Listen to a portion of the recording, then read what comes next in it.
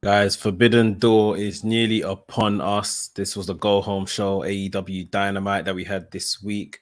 Obviously, now we got Rampage and Collision before the pay-per-view. But this is like the big show, and there's going to be a few more angles. So we'll get into everything that happened on this show, as well as Forbidden Door predictions from myself and NK.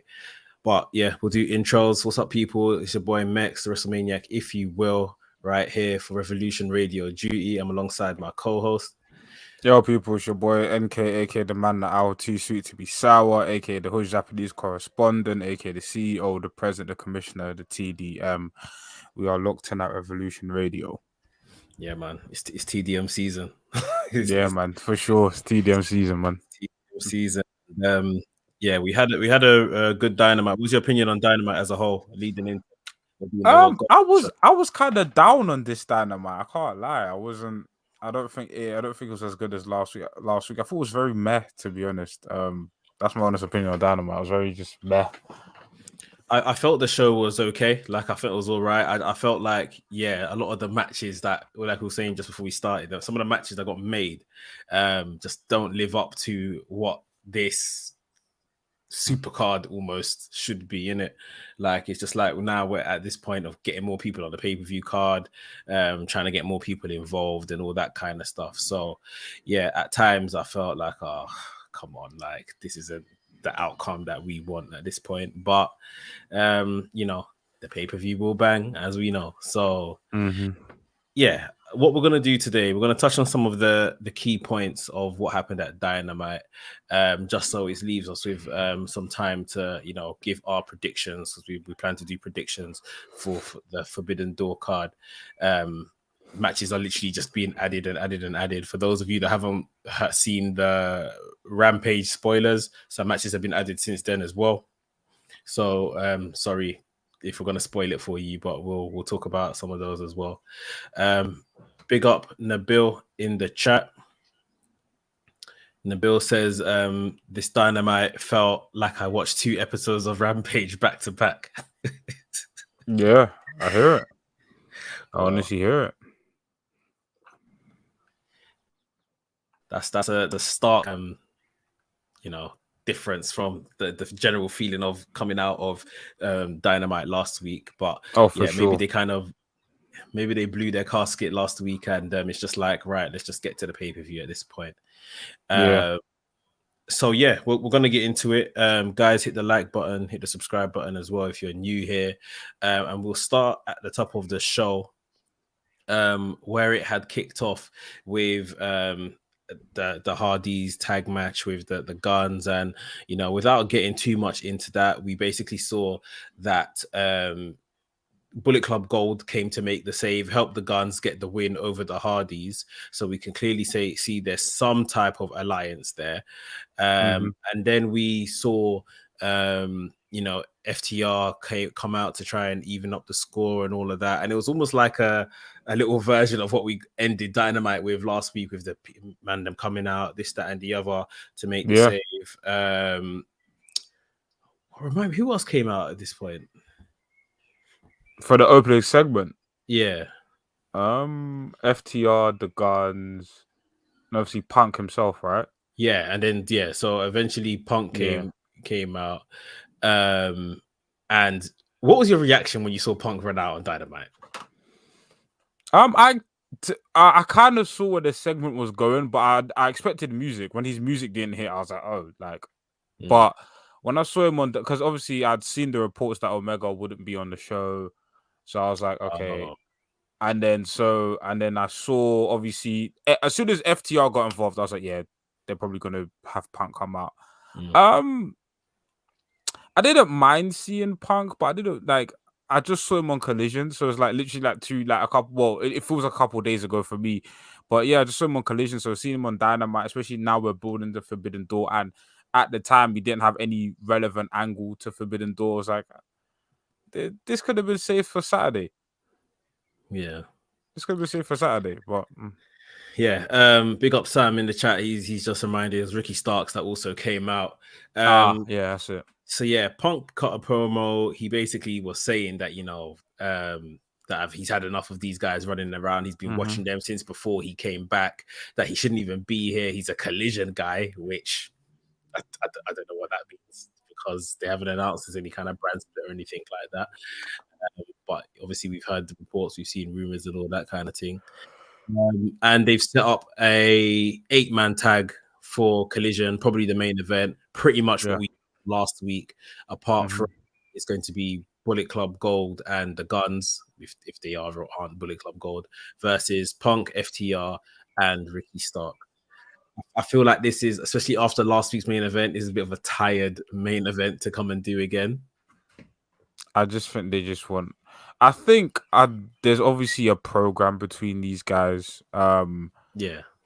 And I feel like at this point with Collision, it's just how can we put Punk in the main event that doesn't, put too much emphasis on. I think they want to save that big Punk singles match for whoever in it. So I think we're going to see a lot of Punk multi-man matches for a while, to be honest. I feel that's just going to be what we see with Collision. Yeah. That might be the best place for him as well. We've discussed that in the past. That just because of maybe what he's got left in the tank, the engine on Punk now, the mileage, like tag matches might just be the best thing to kind of involve him, and then maybe leave the special singles matches for pay-per-views or whatever the case is. I just feel like after we saw this was basically the main event of Collision last week, that they're basically running it back. Just because we've got so much to kind of cover today, I won't go into what I wanted to really discuss about Jay White. I'll leave it at this. I watched obviously the Collision. For Collision was great. We're going to talk more about Collision in tomorrow's podcast that's going to come out, so you guys can hear our thoughts there. But I thought that main event, Juice Robinson came to life. Like, not to say he hasn't been, but he really stood out for me. And Jay White is like, now you're fading behind the guy that is just meant to be your second man. See what I mean? Like, I saw someone say today, Jay White ain't the switchblade anymore. He's the butter knife. And it's early days, but it's early days, but I feel like in regards to Jay White and New Japan as well, I haven't liked the way they booked him in AEW, but the thing about him booking him, the way he was booked in New Japan, he came back and they shot him literally straight to the top. Like, there was no buffering, there was no. They said, okay, cool, you're gonna win the title. Like, they just shot him straight to the top. So I like this program with Punk. I feel like this is kind of what we need from him. He might not win this program, but I feel like he needs to win a few matches in this program. But this is the type of stuff I want to see him do more of. And this feud feels a lot more compelling compared to the Ricky Starks stuff. Even though Ricky Starks is involved now, this is kind of what I expect Jay White to be doing.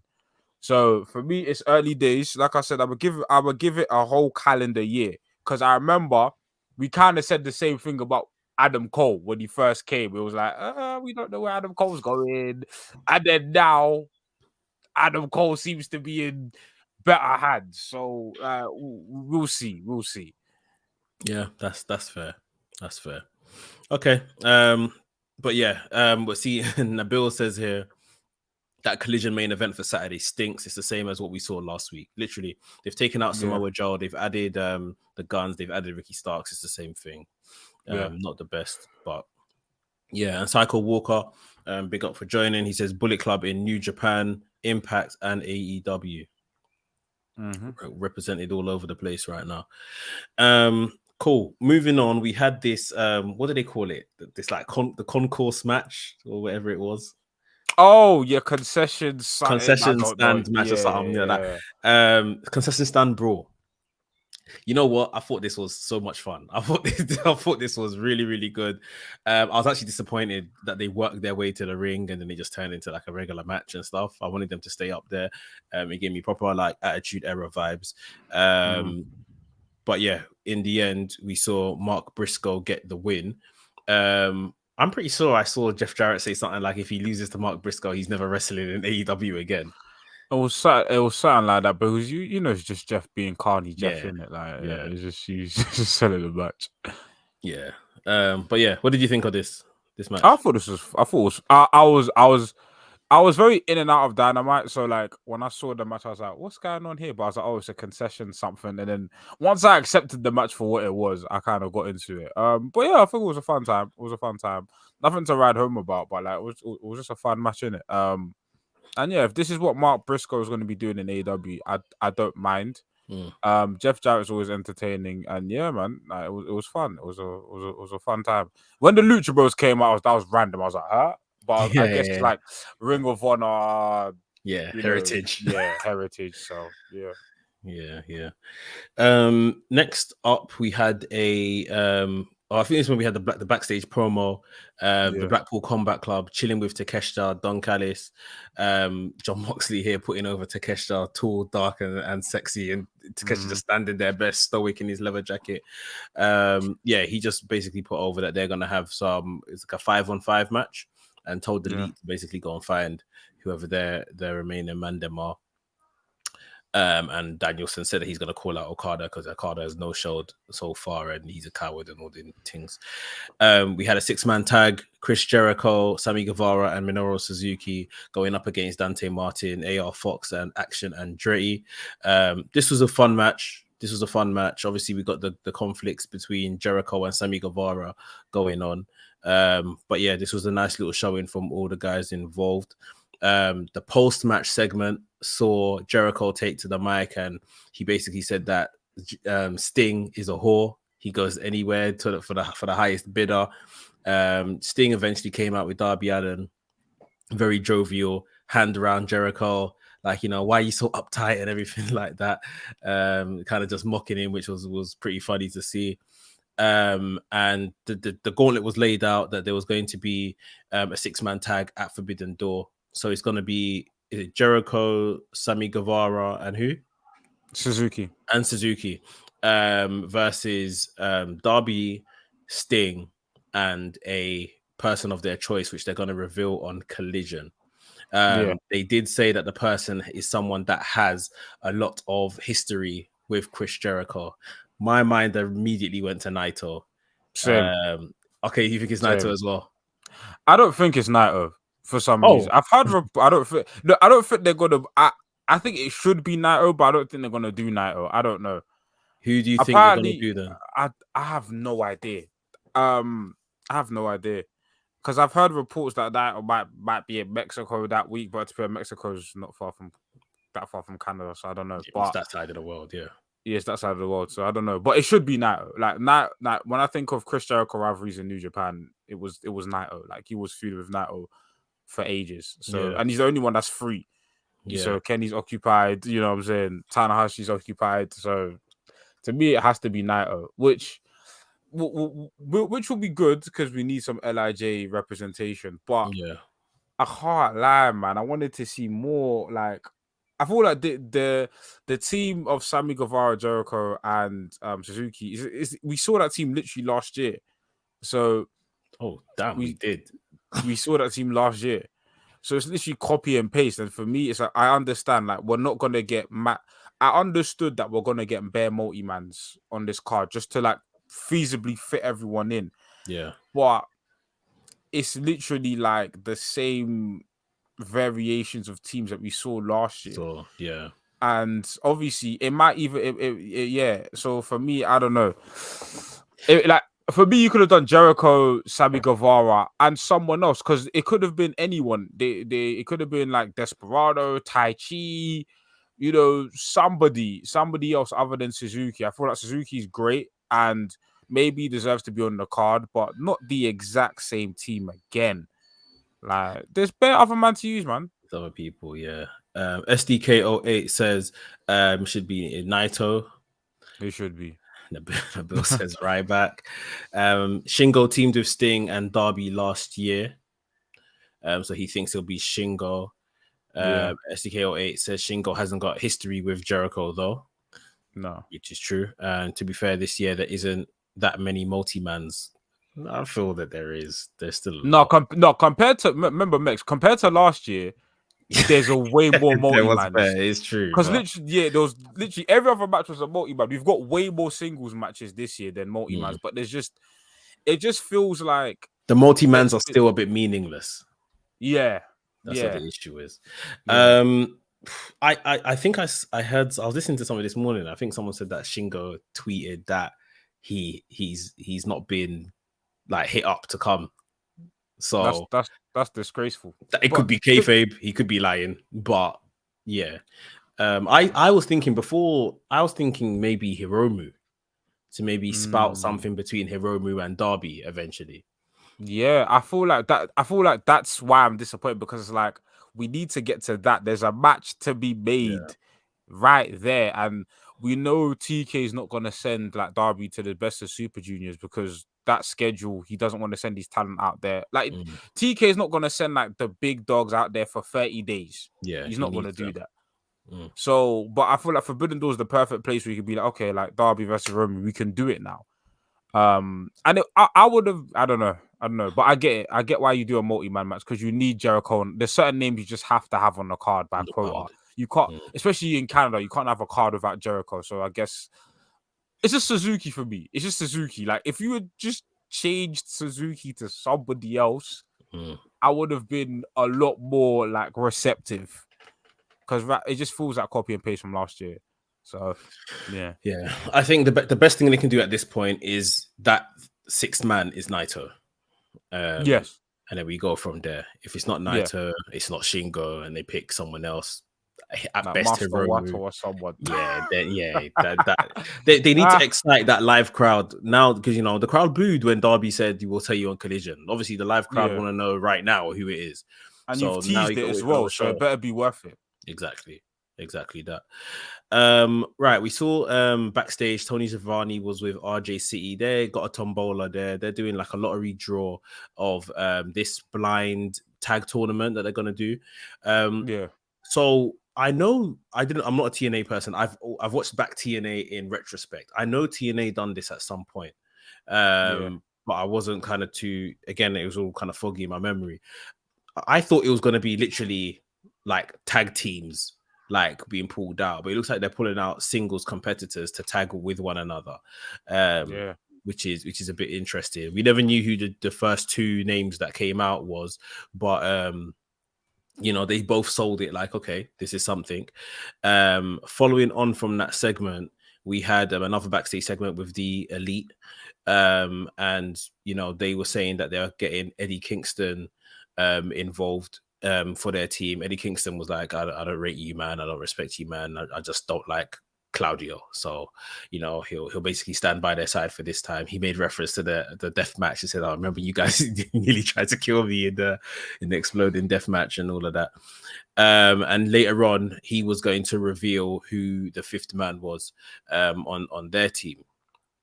Adam Cole came to the ring.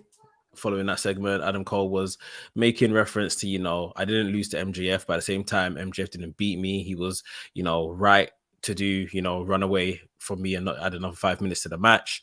That, but at the same time, he's a coward. MJF came out to clear his name, so he ain't no coward. That Cole has a history of head injuries and stuff like that, and he doesn't want to be responsible for giving him another one and all of that kind of stuff. Try to play it off as, I'm being respectful and that. And then we heard Tony Schiavone had something in his ear where he basically announced that the first two names that came out of that blind tag tournament was Adam Cole and MJF to be on the same team.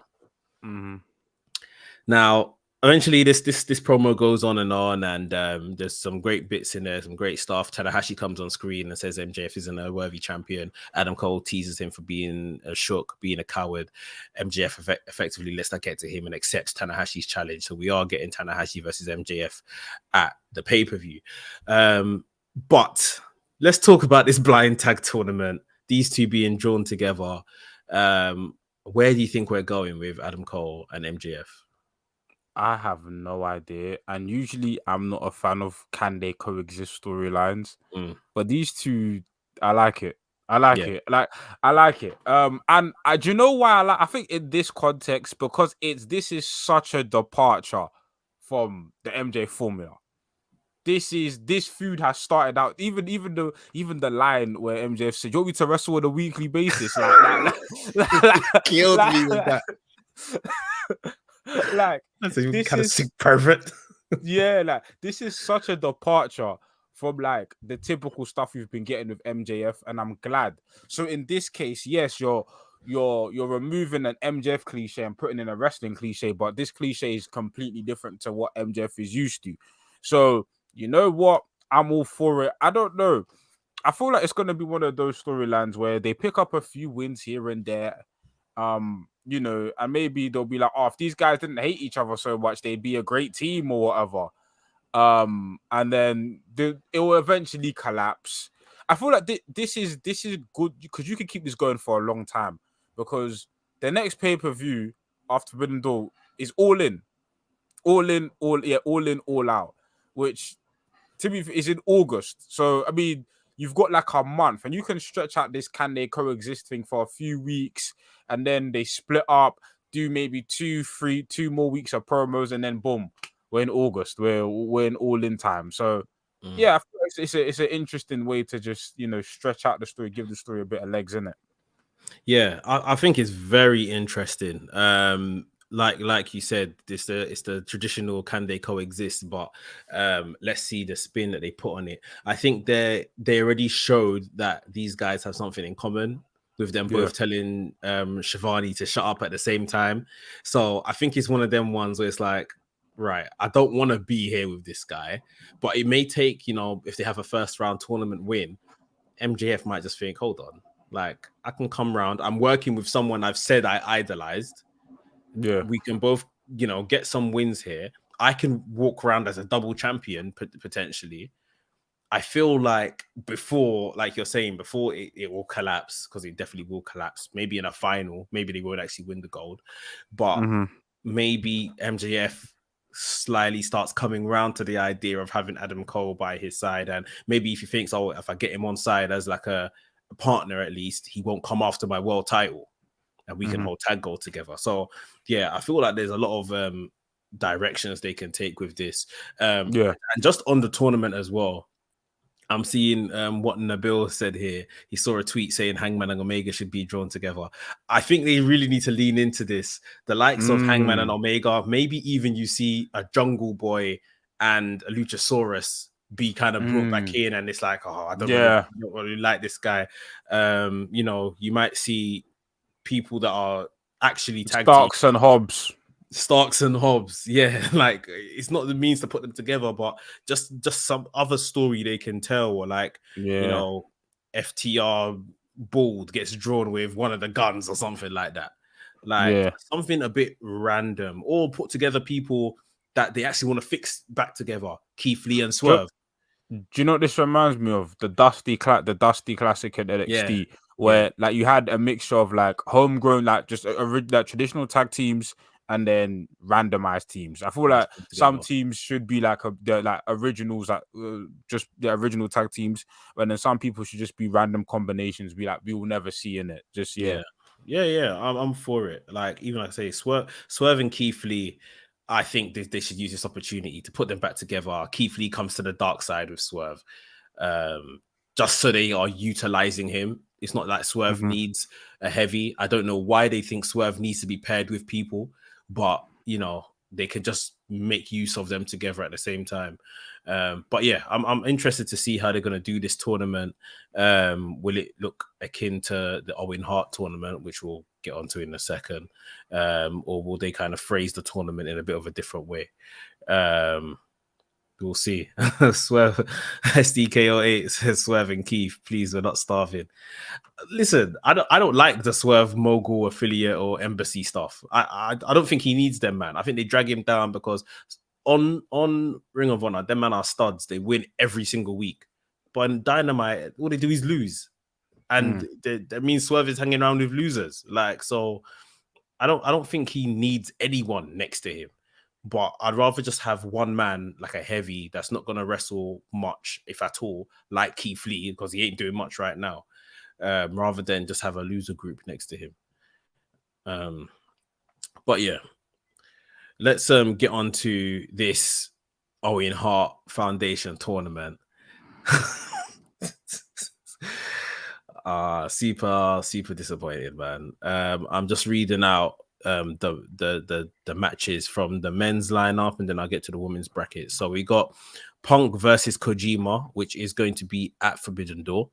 Roderick Strong versus Samoa Joe. Dustin Rhodes versus Powerhouse Hobbs. Juice Robinson and Ricky Starks. I believe Dustin Rhodes and Powerhouse Hobbs and Juice Robinson and Starks are on the other side of the bracket. Then the women's bracket, we got Britt Baker, Ruby Soho, Anna Jay, and Sky Blue on one side of the bracket, and then Nyla Rose versus Willow, and Athena versus Billy Starks on another side of the bracket. And I think Athena versus Billy Starks is also on Forbidden Door. So the women's tournament is a lot better than the men's. The women's tournament isn't anything to ride home about, but I'm more excited for women's tournament than the men's. You see the right side of that tournament. We've literally seen those matches before. We've seen Powerhouse Hobbs and Dustin before. The men, yeah. And we've seen Ricky Starks and Juice Robinson before. It's recycled matches. This tournament, and the thing is, the thing that I always say about tournaments, what is the incentive? What are the stakes? What's the reason for you winning this tournament? Like, they should be, okay, the winner of this gets a title shot, guaranteed, or something, because otherwise we're just doing, I don't know what we're doing. We're doing Community Shield. We're just playing for the sake of playing. We're just wrestling for the sake of wrestling. And the only match that I'm excited for in the men's tournament, Roderick Strong versus Samoa Joe. Yeah, it's gonna be that one there. But I can't lie. It looks, and if you notice, I believe most of these, I think the Owen Hart tournament is probably going to be like a Collision exclusive, because all these matches, when they said that they're taking place on Collision, which seems to me like they're gearing CM Punk up for a win, which he's CM Punk, but at the same time, like, I would love overkill. I would love like a Roderick Strong to beat CM Punk in the final. No, actually, you won't make it to the final because they're on the same bracket. But Roderick Strong to like beat CM Punk in like the semi-final, and then that creates a feud between them two. And then we don't need to crown CM Punk don't need accolades.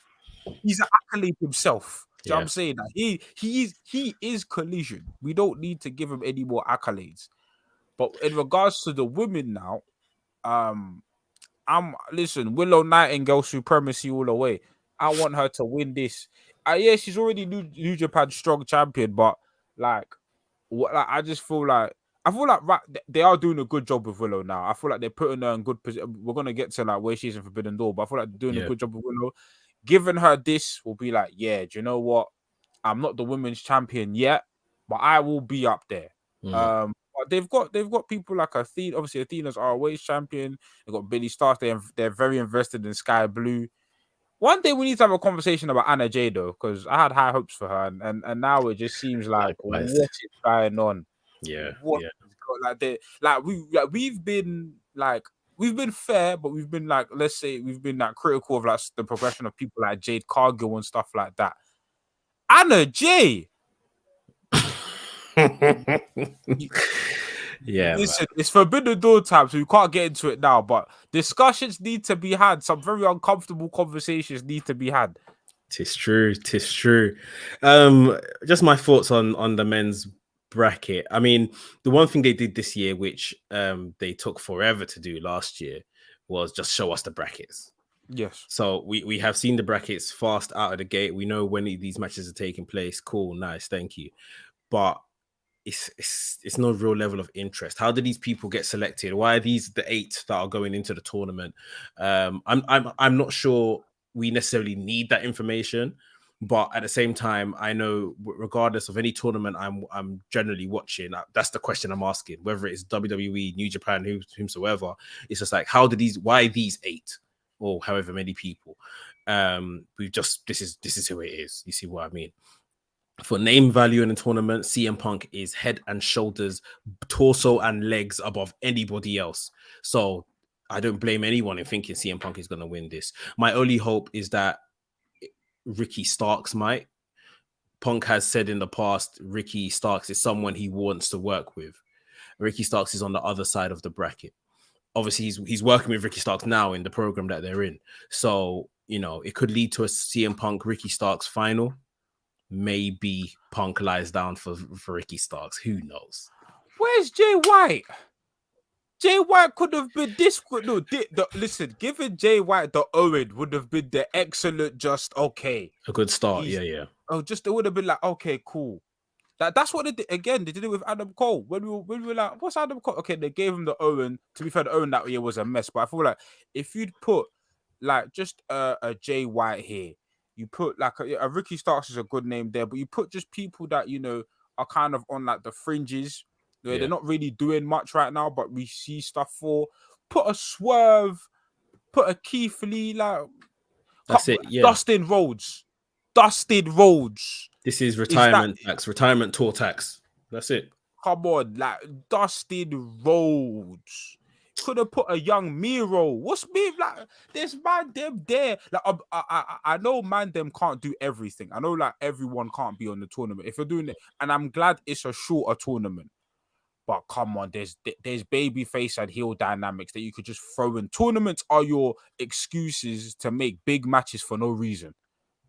That's what tournaments are. The excuse, okay, cool. We don't really have time to build these two in a major program, but we know tournaments are okay, this match will bang tax or this will be interesting. Just throw random matches. This is what you do, just throw it. Yeah. The guys they've given us to work with, respectfully, Dustin Rhodes, Powerhouse Hobbs, you've cooled him all the way down. So, a little investment there.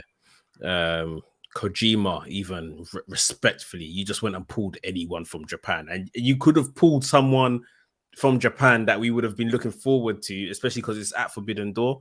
Respectfully, no one's looking forward to Kojima. Apparently, it was always going to be the talks were for like it was going to be Kenta, but then it fell through. It should have done the Kenta match. Yeah, like as much as I would have laughed at it. It would have Kenta. It made sense though. Yeah, it makes sense. Like it makes sense. It's like okay, cool. We can accept this. Kojima. I know Del Boy is a big fan of him, but he's an old man. He's an old man. Like there are some young guys in New Japan. Come on, man. Come on. Yeah. That match is a pre-show match. Yeah, at best. It really is. SDK08, they used it again. The tournament doesn't feel important. And he says you can make more prestigious tournaments on WWE 2K. Nabil says they need to scrap this tournament or at least make it better and make us care about it. Right now, it's just a Carabao Cup. There's only one tournament in wrestling. Well, let me not say the only tournament that matters this summer is the N1 or the G1. Every other tournament,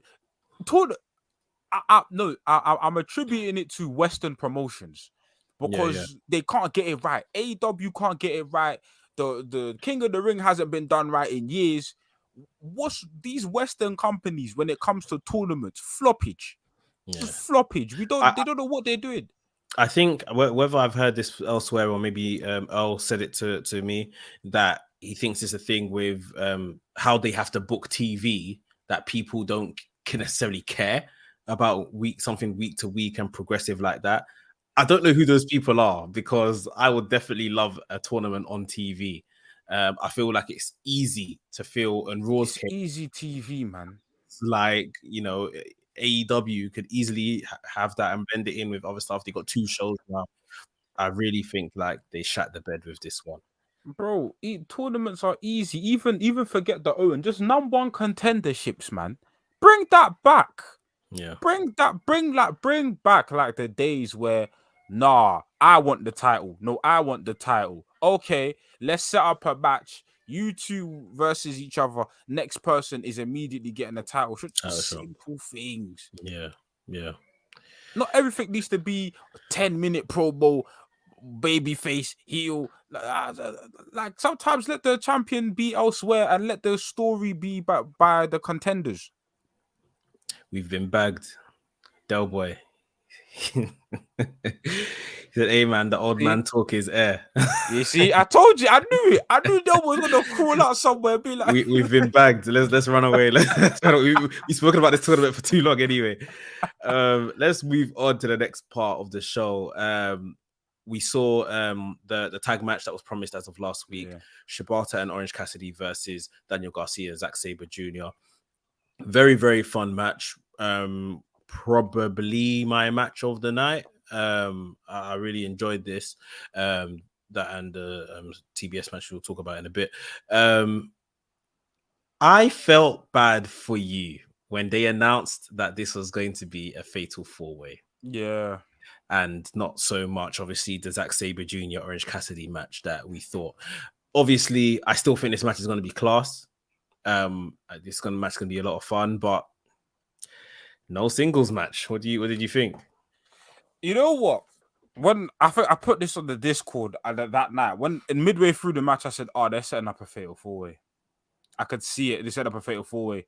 And the only grace I will give them is that Zack Sabre Jr. is their TV champion. And maybe it's a situation where, because I think Orange Cassidy's coming out of this match still with the title. I think that's the case. Maybe a situation where it's like, we don't want to do a double belt thing where and I can understand, because even logistically, let's say it was like Zack Sabre Jr. versus Orange Cassidy and both belts are on the line, because of how the the New Japan TV title is defended in terms of the time limits, it will just make it confusing in terms of, like, let's say Orange Cassidy holds both belts. Okay, I'm doing a 15-minute match this week. I'm doing a 30-minute match the next week. So, yeah.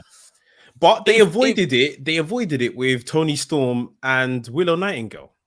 Only one title's on the line, the AEW Women's World title. So it's not impossible. Yeah, it's not impossible. True. Like at the end of the day, I wanted that match in it. I wanted that singles match between the two, because I just feel like I'll take a singles match over a multi-man match. However, if you're going to give me a multi-man match and you're going to include Shibata in that match, I'm not going to complain. And Daniel Garcia, but obviously Shibata as well. And listen, I feel like Daniel Garcia respectfully is there to take the pin. Maybe, actually, I can't say that anymore about Daniel Garcia, because he pinned Shibata tonight. He's pinned Bryan Danielson. Daniel Garcia has got major wins on AEW television. Let me not sleep on him. Yeah. But yeah, I feel like it's not the match I wanted, but as an alternative, I'm perfectly fine with this. Yeah, I think it'll be a good match. But yeah, I guess it's we could have done with a singles match. Backstage, we had Will Ospreay arriving. He cut a promo on Canada, saying how the people are rude, this, that, and the other. And we saw Don Callis step into frame, and Don Callis was offering Ospreay his security, his private security, to make sure he gets the Forbidden Door fine, and doesn't get any mix up with the Canadian people that Kenny Omega is apparently sending for Will Ospreay. Ospreay asked, "What does Don Callis want, from him doing this? What's in it for you?" Don Callis said, "I just merely want to see a fair fight." Don Callis is obviously cooking something here. He's plotting, he's scheming. There's something going on. Definitely. But I guess to the extent of pushing forward with that match for Forbidden Door, that's the extent of where we saw Will Ospreay and Kenny Omega wasn't on the show in that capacity to promote his match. Again, we saw another promo. It was literally slap bang together. Tony Storm, Willow Nightingale, AEW Women's World Title on the line at Forbidden Door. Should be a good match. Like you were saying earlier, really good position for Willow. She's obviously the New Japan Strong Women's Champion. She's been having some good favor in the last couple of month. So this is a nice little spot for her. Who are you I'm thinking? deep in though. If this was Mercedes, we got Mercedes versus Tony Storm. That would have been all right. Yeah, it would have been a good match. But I mean, it wouldn't have been like the Forbidden Door match that I need because obviously I want Jamie Hayter. But obviously Jamie Hayter's injured. Tony Storm versus Mercedes, it would have been cool. But you know, I think Willow. I have a lot of faith in Willow. That the match they had in Collision, it was like a tag match. Willow and Sky Blue versus Tony Storm and Ruby Soho. Willow's performance in that tag match was, yeah, man. She hit a mean pounce on Ruby Soho, and I was like, you know what? Yeah, like the Willow coin, like I'm about to invest. Like I'm very interested to see where they take her. Like, obviously she'll probably lose this match, which is fine. That's like there's no shame in using to the world champion, but it's just about the recovery, and hopefully she has a very good showing in the Owen, and my opinion, she either goes at bare minimum goes to the final. Yeah, Goes to the final. yeah, that'd So be good. yeah, I think just on that, because I don't think I said, I think Ruby Soho could be in line to win the women's Owen, just that's a good shout. because whatever they're doing with this outcast stuff could just give her a little accolade here, like, so yeah. But yeah, Willow should really be making it deep into that competition, and yeah, this is a nice little showing for her.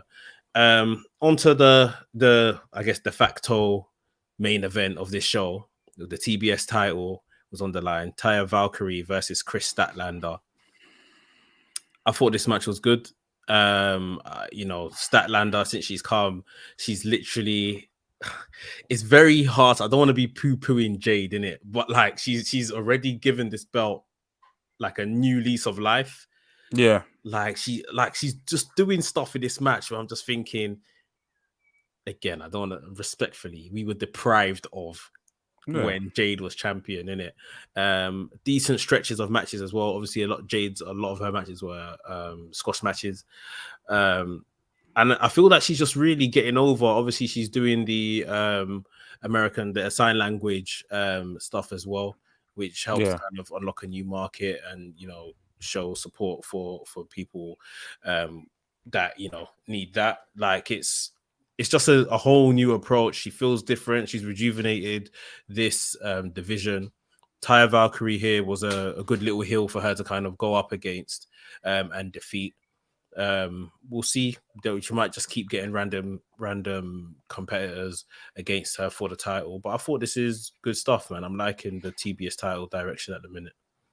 Listen, I'm invested in Chris Statlander. I feel like this is. I mean, obviously, it doesn't excuse like Jade's booking, and I feel like with Jade's booking, the beginning of her TBS title reign started off well.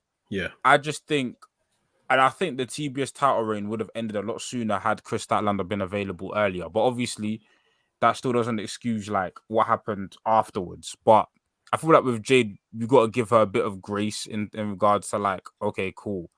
Like because at the beginning of the TBS title reign was exciting, and we have to see how this Chris Statlander reign goes. I feel like it'll work rate wise and match quality wise, will obviously be of a higher standard. So this is another good defense from Chris Statlander. I am not a Taya Valkyrie fan. I've said this before many times. I'm not somebody who's particularly invested, but she's lost 3 title matches in a row. Yeah, in very quick succession. They have whatever. If you're a Taya Valkyrie fan out there, I feel sorry for you. They have the, I can't lie. It's only because it's Taya Valkyrie and doesn't have the most rabid fan base. Yeah, they have done her a disservice. That's crazy. I'm not someone who's remotely invested. To lose 3 because it was like to Jade Cargill once, Jade Cargill at the pay-per-view, then Chris Statlander again, all of it like clean as a whistle, like it's just But you know what? I hear what you're saying, but I think at the same time she's been brought in for exactly that, a high-profile loss, like someone that can now walk around and say, "I beat Taya Valkyrie," because she is a name somewhat within the women's wrestling industry community. She's been a knockouts champion for a period of time. She's won titles where it's mattered, and she has been in Impact, especially. She has been kind of put on a pedestal over a certain amount of time. So all she is maybe somewhat akin to like a Natalia in WWE, as an older states lady. I say that respectfully, that can come in with some type of name value and lose. I think that's her role. I hear it, but you got to give her some wins, man. You got to get, like, the thing is, you got to give her some wins. They did.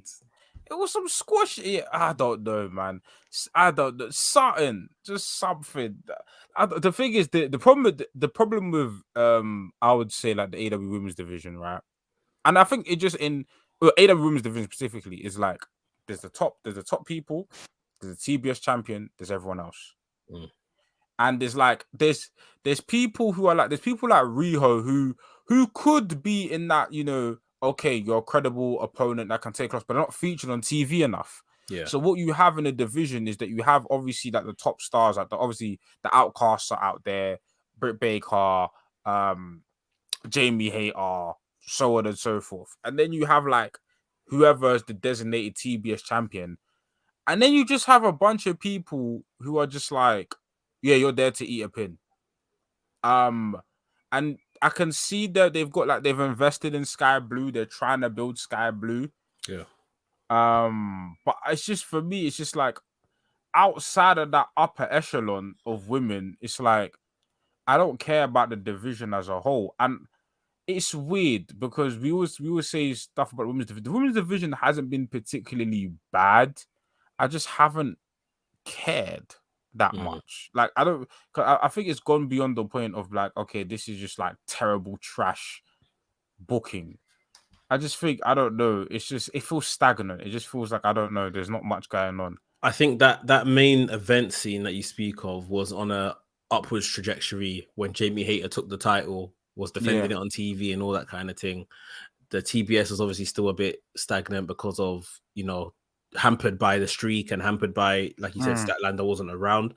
But the main division was somewhat thriving. Now, obviously, Jamie's got injured. Tony is the champion, and as great as Tony is as well, maybe it's the Outcast stuff is again just like a the cloud Outcast over stuff is the ruining division.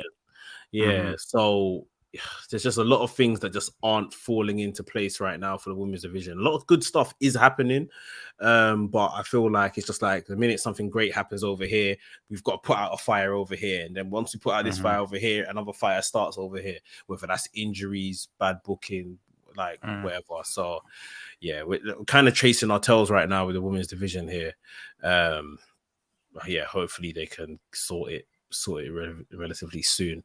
The main event of this show was like a double promo segment kind of thing where Eddie Kingston came out to the ring. He said some bad things about Claudio's guy. Obviously Moxley came true. These two butted heads. It looks like we're kind of re-entering the era of what was that, like 2021 when these guys were warring each other or somewhat. Yeah, pandemic built to full gear 2021. Yeah, when Moxley and Eddie were kind of clashing again before they kind of formed their bromance. Eddie just gave up with Moxley trying to get his point across. He just said, look, I've just come here to announce who our fifth guy is for the match. And it's Tomohiro Ishii. So it's good to see Ishii be involved. Nice little position for him. He came out because Eddie Kingston started getting attacked by BCC who were lurking. So Ishii came out to make the save. BCC overwhelmed all of them, man. Left alone was Danielson in the ring. Danielson just went into his segment of calling out Okada, was about to call him a coward, was about to stomp out Ishii. That's when you heard the coin drop. Rainmaker made his appearance. The crowd went wild, biggest pop of the night. Okada came down to the ring, literally sprinted down to the ring. I thought, oh, they're gonna throw hands. He just got there and stood in front of Danielson. They had a stare down. We saw Utah get involved. Came to help make an attack. Utah eventually was just a pawn in all of this. Danielson escaped the Rainmaker, where Utah got caught with it. Okada poses, at Danielson. It's a best in the world kind of face-off. It's what we're getting. It's a dream match. Okada versus Danielson. What did you think of this segment, closing segment? Did you hear on commentary they called this the main event? Yeah. It's going to be. In Canada, like, don't get me wrong. This is worthy of being the main event. I'm not like mad, but Kenny versus Ospreay, in Canada. I don't know, man. Maybe my conspiracy theory brain is odd, but I don't know. There's the why? What are you thinking? I think the original main event was Kenny and Ospreay, but maybe Kenny no showing this week, and the tension in the locker room. I don't know. What's maybe he's been demoted. I don't know. But I don't listen. This Okada versus Danielson is a dream match. Is worthy of a main event. I'm just saying Ospreay versus Omega simply because of the Canadian element, and it's the biggest story in AEW because it's now being tied in with the BCC stuff, whatever. But overall, I feel the last segments were good. I expected it to be Ishii. I just don't like the way Ishii was announced. I expected it to be Ishii because it does make sense because Ishii literally faced off against the Blackpool Combat Club at Dominion. Yeah. So he'd obviously want his lit back, and even in the US, like they had a match. He was involved in the match against John Moxley as well. So Ishii being like the final member makes sense, and I'm glad that it was like Eddie Kingston saying, "Okay, I'm picking somebody instead of the Elite," because I'm sure the Elite have their preferences when it comes to certain people. But I just thought the segment was a bit clunky, but overall we got to where we got to. I didn't leave Dynamite as hyped for Forbidden Door as last week. Yeah. Last week I was like, I need this pay-per-view now, today. And obviously, like, I'm sure once it gets to like Friday or Saturday, I'm gonna feel the buzz of Forbidden Door. And overall, the card, if you look at this card, Forbidden Door card compared to last year's card, it's an objective improvement. It's objectively just an improvement. And maybe it's just us as wrestling fans wanting every little thing on the card. But I'm excited for the card, but I'm not like ecstatic. But I sound greedy because I'm getting I'm getting Okada versus Danielson. I made a whole vignette. Like I'm gassed. But yeah, the overall, just see. But also, one thing I'll say about Okada, this guy's a star, man. Like the crowd reaction, just I can't wait for his entrance. His entrance alone, 5 stars. I can't wait. Okay, see, now I'm talking about even more. I'm gassed now. Yeah, get you excited. Yeah, I know. I'm getting excited. Now I'm talking about even more.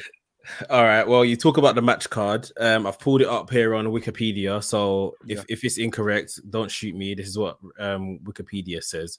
I'll just go through the order. It's here as opposed to trying to figure out the match order on the night. So we'll start with Athena versus Billy Starks. This is Owen Hart Cup tournament first round match. Who do you think? Athena, man. Athena. Yeah, I think it should be Athena as well. Billy Starks is someone that's making waves somewhat, I would say as well. But yeah, I think Athena is probably where the money is on this one. They've just put these 2 matches right here one after another. Kenny Omega versus Will Ospreay. We were talking about this a bit yesterday already. On the okay. Yeah, Will Ospreay. I think it's time, especially after last night. Don Callis is getting involved. The shenanigans, like, yeah, I feel like Will Ospreay is coming out of Canada with a W. Yeah, I agree. I think Will Ospreay is going to take the IWGP title, and then we'll see a rematch or the third match in the series at All In, hopefully in London. Danielson versus Okada. The Rainmaker, man, Kazuchika Okada, man. Like I think he's coming out with that W. Yeah, likewise. I was saying again on the podcast, I think Danielson is in the giving stage of his career, giving back, just wants to have these banger matches. Okada, where he doesn't need to win. It's not like he needs a win, but Okada is still the here and now sort of thing. So, yeah. And I'm sure New Japan wouldn't want it any other way with Okada going into a match and not winning it. The IWGP World Heavyweight Championship match, the champion Sonada going up against Jungle Boy Jack Perry alongside the man in his corner, Hook. Did you see Sonada's comments on Jack Perry? Nah, what was that? He said, "Oh, I was disappointed when I heard Jack Perry's name. I didn't know who the hell that was." Oh, my thing. My thing. Big disrespect.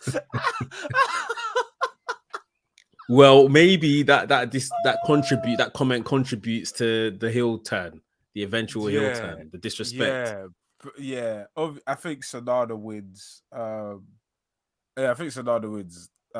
This is my pick for like sleeper match of the night. Like it won't be like overall match of the night, but like sleeper pick of like yeah, this is going to be something people talk about coming out of the pay-per-view. Les Suzuki Gods, which is Chris Jericho and Sammy Guevara and Minoru Suzuki, going up against Sting, Darby Allin, and The Last Man, who we earlier discussed who we could think it is. Who do you think the winner of this 6-man tag match is? Sting, Darby, and the mystery opponent. I feel like we need to create this is all to create the wedge between Jericho and Sammy Guevara, and I feel like a loss will do that for them. So yeah, I pick Sting and Darby. I agree. MJF going up against Hiroshi Tanahashi for the AEW World title. MJF, man. MJF. Like it's just this. Tanahashi's been making me laugh with his comments though. He's like, I will win the. He said, I will win the heavyweight title and I'm a main event all in. I said, that. Yeah. I said, if this was 5 years ago, I would have took you up on that offer. But unfortunately, we're not here today. But dreaming, bro.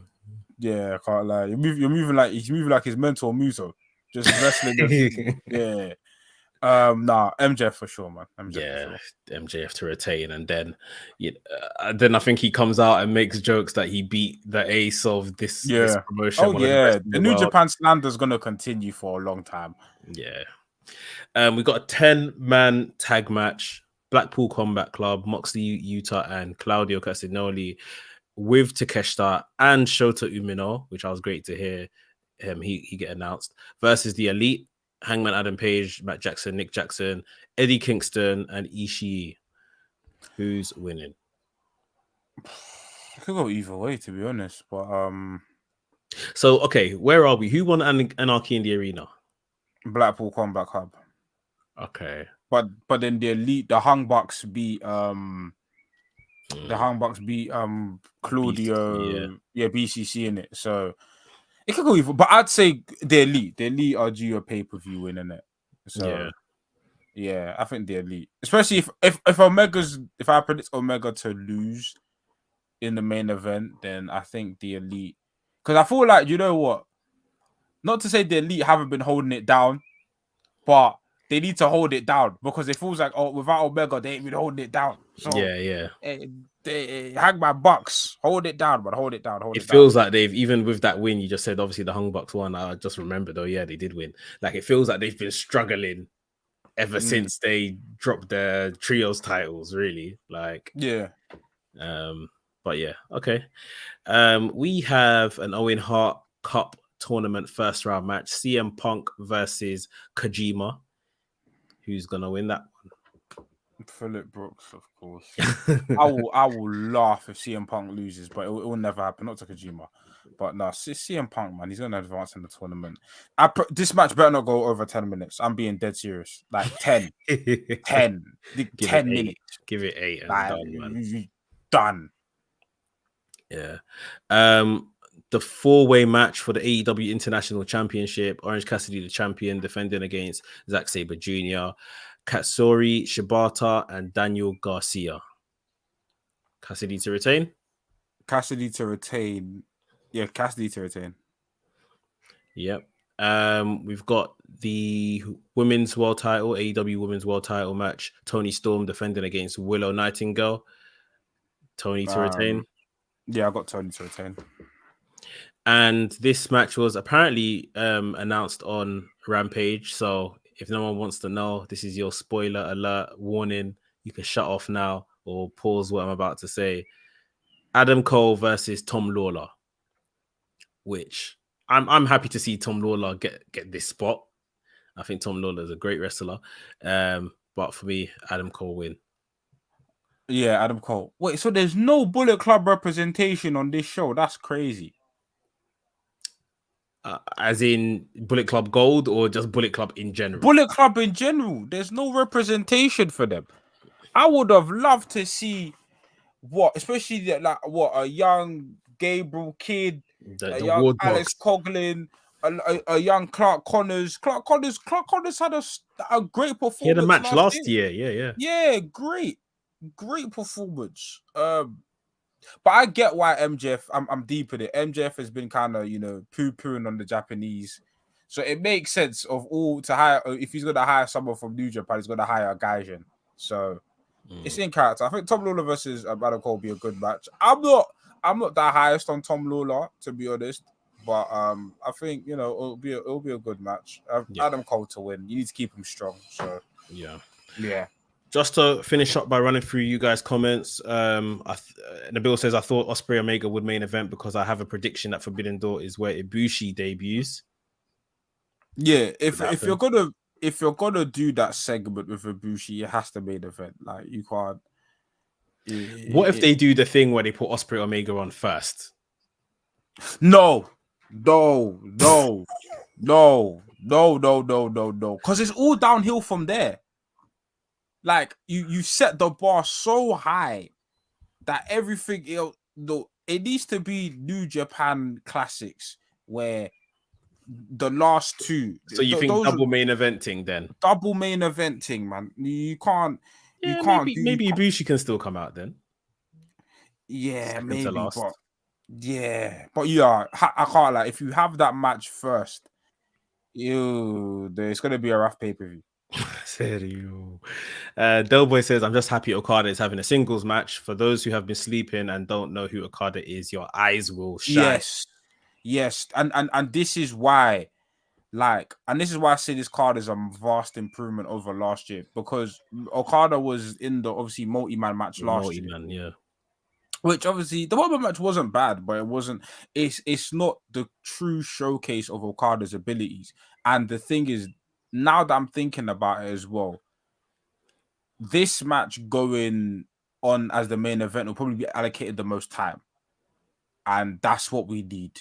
Yeah. Okada just being a consummate professional with Danielson, who is already on form.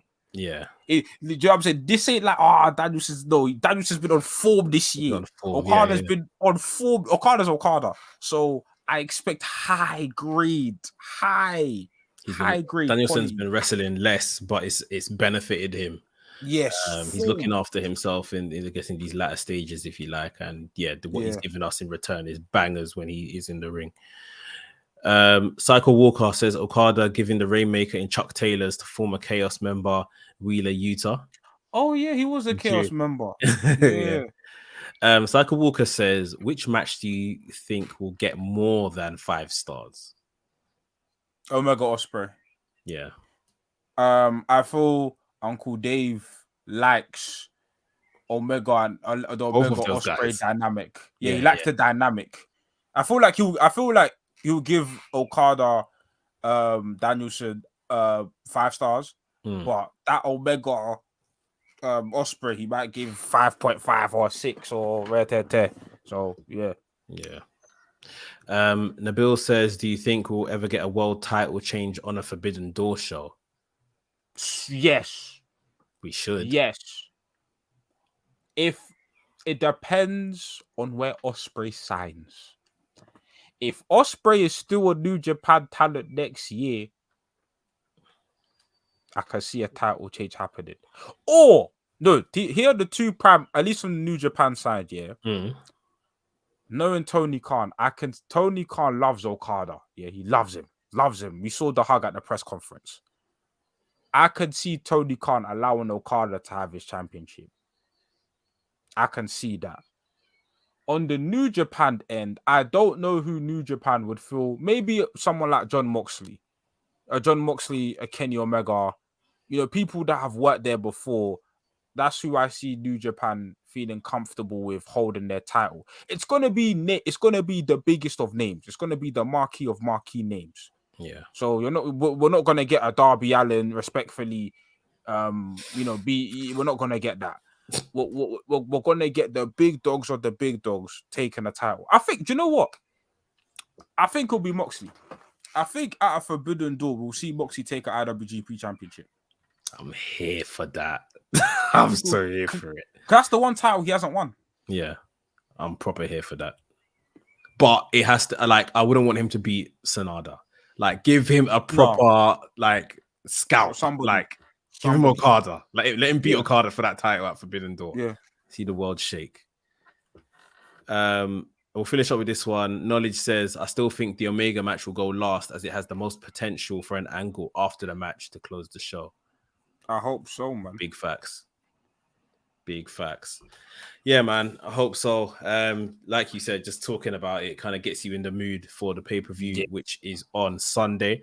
So, listen, I hope everyone watches Forbidden Door. I hope everyone enjoys it. It's a great celebration of what wrestling really and truly should be.